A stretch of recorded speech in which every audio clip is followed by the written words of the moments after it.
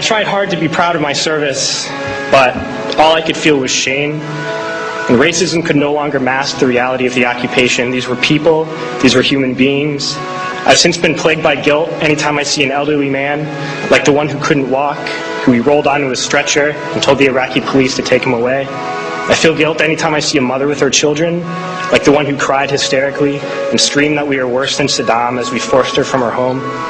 I feel guilt anytime I see a young girl, like the one I grabbed by the arm and dragged into the street. We were told we were fighting terrorists. The real terrorist was me, and the real terrorism is this occupation.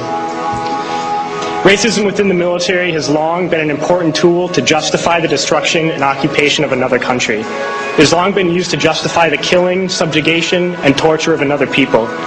Racism is a vital weapon employed by this government.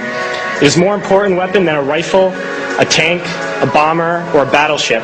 It is more destructive than an artillery shell, or a bunker buster, or a Tomahawk missile.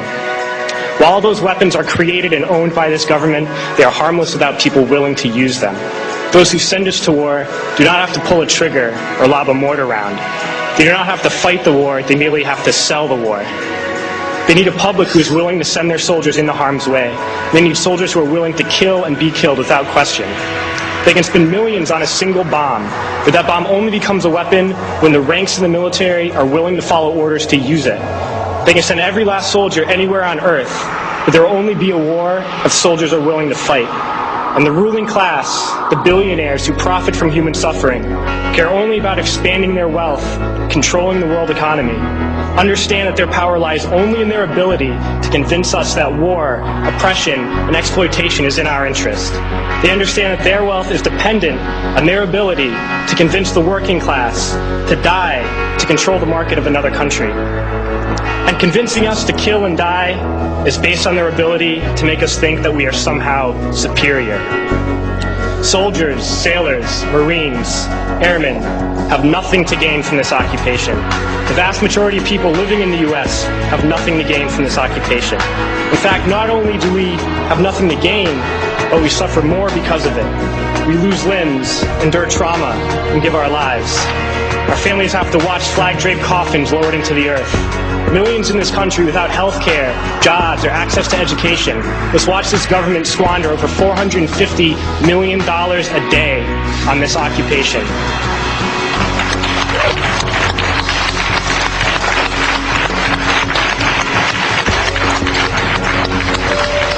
Poor and working people in this country are sent to kill poor and working people in another country to make the rich richer.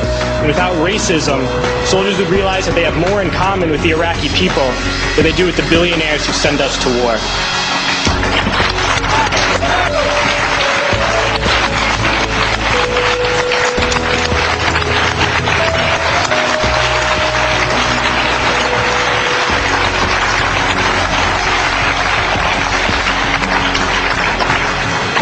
I threw families onto the street in Iraq, only to come home and find families thrown onto the street in this country, in this tragic and unnecessary foreclosure crisis.